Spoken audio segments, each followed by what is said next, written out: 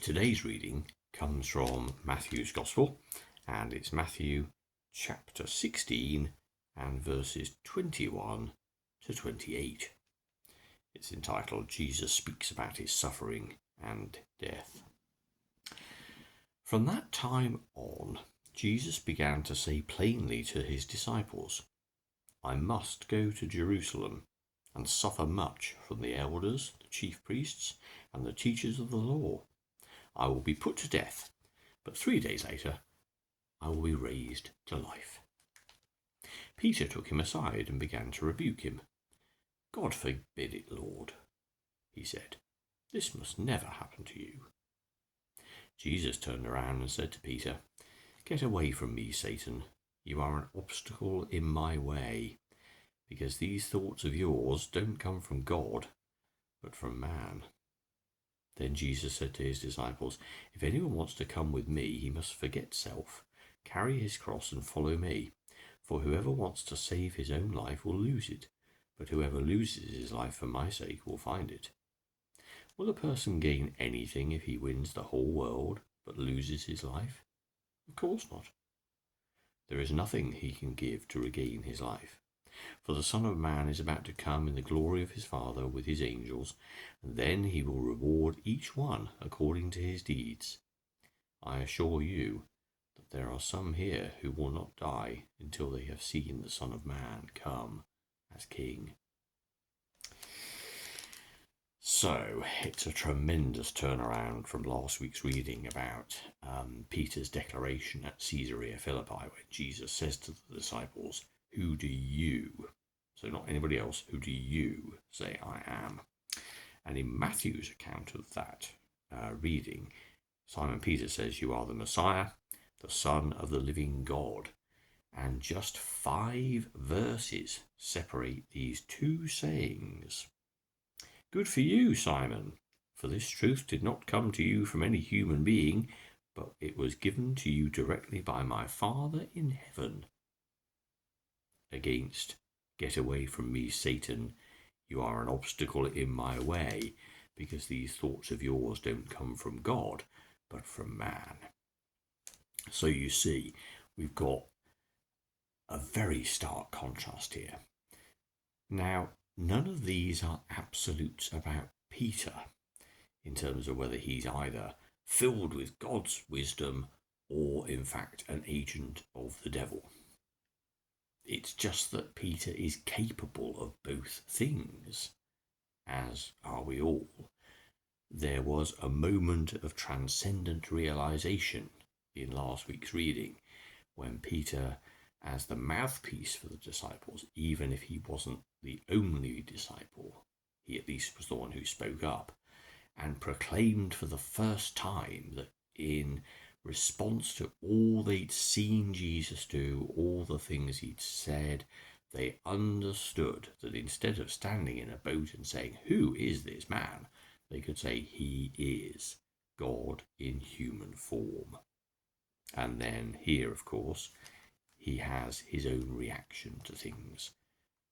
And it's a completely understandable human reaction when Jesus says, Look, I'm going to go to Jerusalem, I'll be put to death, and then 3 days later I'll rise to life. And Peter's emotional response to the first part of that, I'll be put to death, and then 3 days later I'll rise to life, is, as I say, a very understandable, very human response to anyone who you love dearly. Of course, that's going to be tragic news. That can never happen. But Jesus is talking about the things of God, just as Peter and he were talking in the reading last week. So Peter's response changes, and this tells us something really important about our own walk with God, our own discipleship, and our own attempts to follow Jesus. We are always learning and trying to grow so that more of what we say and more of what we do is shot through with what God wants us to do and not what we want to do. Because we're capable of both. But in this life, to become a better disciple, one must actually put in the practice and one must actually work. Left to our own devices and our own responses, well, our reactions are going to be of the world and of our context and of our upbringing and our tradition. Inevitably, we have lenses that we see through which are ours alone, forged by all those many conversations we've had with people, forged by our many relationships, both the good and the bad, that form us and instill in us that knee-jerk reaction to something. And what spiritual perfection is all about is taking that away. In the words of the Great Commandment, love the Lord your God with all your heart, your soul, your mind, and your strength, and love your neighbour as yourself. To put God at the centre of all you are, so that that knee-jerk reaction becomes less and less and less about what you are conditioned to think and what your upbringing will tell you to think and what society tells you to think, and more about what God would have you do. God's motivations are always going to be those of love, unity, kindness, speaking out against prejudice, speaking for all people, being with those who need the help. Whereas our own natural priorities are to be very much in our own clan, to be protectionist, to be divisive, and to be self-serving. So our spiritual training is to get us to be more and more speaking God's language rather than our own. So this isn't that Peter has suddenly changed from being one person to another. It's just that he's exhibiting the behaviour that we all have, an emotional response. And the journey that we all need to go on is that one of spiritual perfection, spiritual discipline. And we do that, of course, by actually trying. It doesn't just happen. We can have moments of enlightenment that speed us on our way, and every day we can thank God for the things that we're shown and the things that we learn. But we have to take this out onto the road and use it in our actions, much more importantly than our words. We have to go out into the world and be with people as Jesus was, to encounter all the messiness of life and all the difficulties of life for ourselves, but also for other people. And through every encounter, ask ourselves the question, well, what would Jesus do in this situation? What words would God want this person to hear? What actions would God want us to perform in the service of this fellow human being who is in need? And this is the practice that we're all called to follow again and again and again, and to learn from it so it becomes more our language.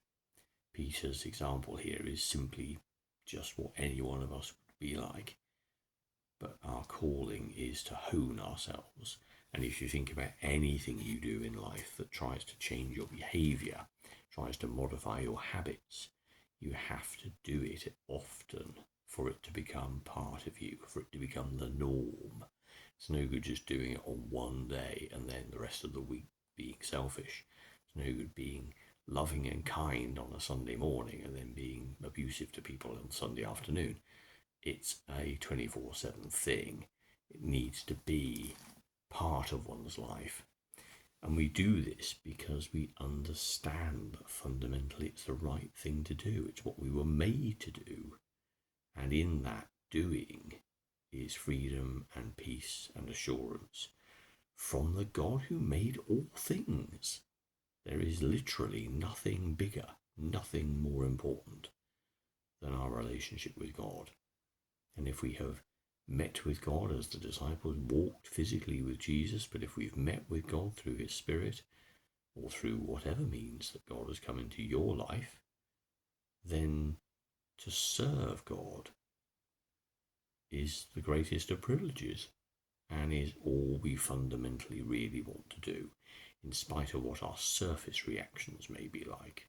Fundamentally, we found our way home and we know to whom we belong. And that makes us people of joy, fundamentally, and people of kindness. And hopefully our lives portray and demonstrate that we are shot through with the love that God so desperately wanted us to know.